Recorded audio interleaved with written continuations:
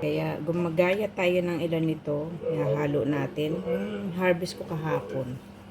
Ito. Magigisa tayo ng Baguio beans. Ayan.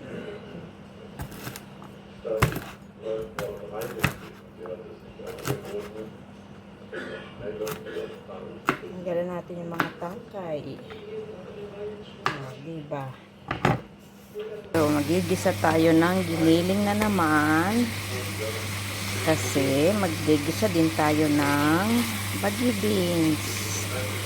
Ayan ang pampalasa natin. Giniling na baboy, giniling na pork, giniling. Ayan. Ayan na yung ginayat kong luya, bawang, sibuyas. Nagyan natin yan ng bawang para mabango. At yung garlic at onions ay talaga naman lagi natin ginagawa yan. Tuwing magluluto tayo, hindi nawawala yung onion and garlic. Ihalo na natin itong mga ginayat natin kanina, luya, bawang, sibuyas. Yan. Ihalo na lang lahat. Sama-sama na lang lahat.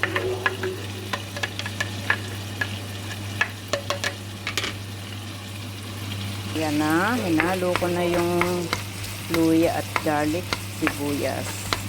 Guys, yung aking beans, Baguio beans. Organic po iyan. Galing sa aming garden. Ayan na. Oh, sarap. Ang sarap naman ito.